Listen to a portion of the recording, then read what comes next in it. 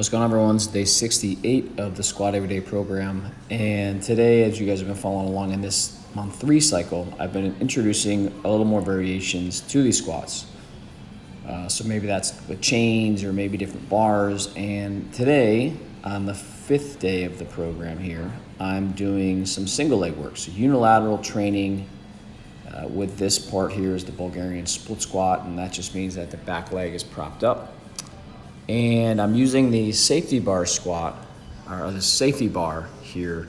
I like using the safety bar when I'm doing like heavy loaded Bulgarians versus like a barbell in the back or a bar in front, because as you'll see in this video, there are times where maybe you temporarily lose your balance, or just for like a safety net, if you don't have pins to have like the safety nets there in case you fail, you can grab the squat, hold the rack or catch it. So I just like using the safety bar there for that reason. It also just sits a little nicer there on your back.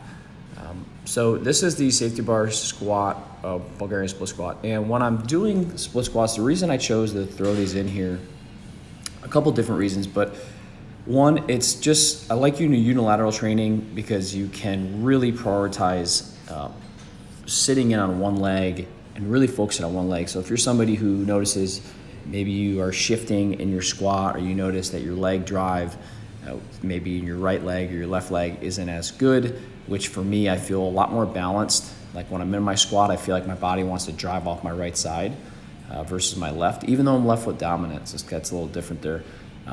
But also from like a muscle growth perspective, research has shown that unilateral training is actually really great for muscle activation and muscle growth, so hypertrophy work. So I'm kind of in the hypertrophy strength zone here. I'm going to do 5x5 today, and I'm just kind of warming up, finding my balance there.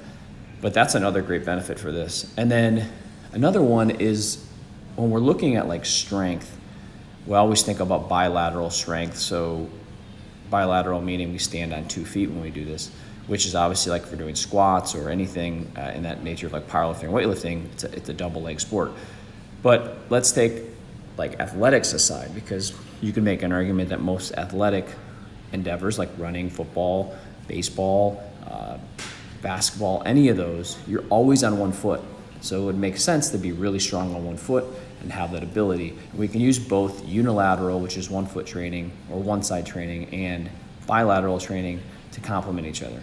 So I'm choosing to have the unilateral variation here because there's something called bilateral deficit, which basically means if you have half of your nervous system and muscular units working on one side, half on the other, and you're doing a 2-footed movement, you're getting about 50-50. But what happens is when you are doing unilateral work, you can actually transfer and recruit some of those neurons to help you fire more efficiently on the one side. So that's called the bilateral deficit. And what that means is you can really work not only to improve single leg, left side versus right side, and really attack like weaknesses, but you can actually start to improve and highlight one leg at a time. So then when you go back to your bilateral, you could actually have enhanced the output on each leg and therefore enhance the individual parts, and then your whole is better. So that's kind of what I'm doing here. I like the Bulgarian split squat over like a split squat variation where you don't have your back foot propped up, because while you have your back foot behind you in like a regular split squat and it's grounded, it is a little more stable.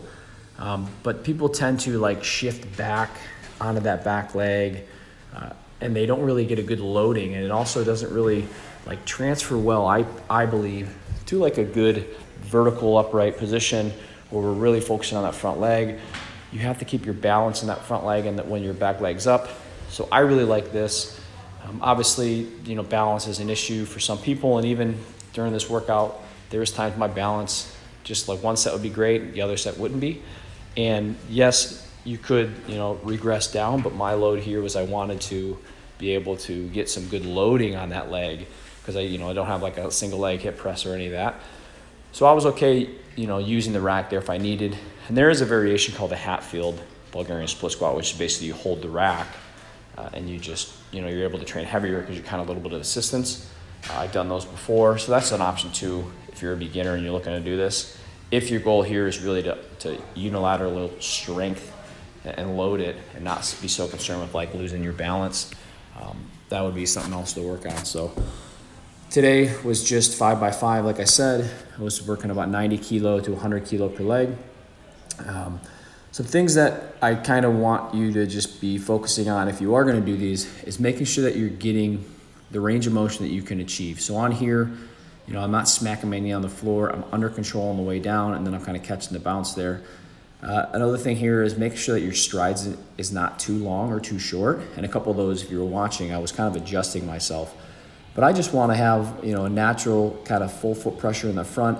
If I'm too wide, I'll know because I'll feel more like the hamstring and I kind of feel stretched out. If I'm too narrow, I'll know because that front heel might pop up. So I recommend what I was doing here is kind of drawing on the floor with chalk once I kind of get my initial setup without the weight, just kind of body weight just to feel where I'm at.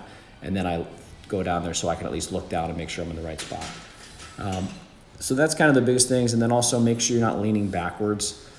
So because the bar is on the back, I want to think about bar above the pelvis, head above the pelvis, and we're squatting straight down, bending at the knee, keeping the heel down. We don't want to transfer too much weight back onto that back leg. The whole idea of giving it propped up is that we're taking it out of the equation. A lot of times people will sit back in that back leg, put a lot of pressure in that the thigh and in the foot, and then they fall backwards behind their base of support, which would be their front leg, and they fall over, or they fall out of balance. So really want to make sure that you're loading straight down on that lead leg, and then just basically compressing down and driving up, pushing through the floor to stand up.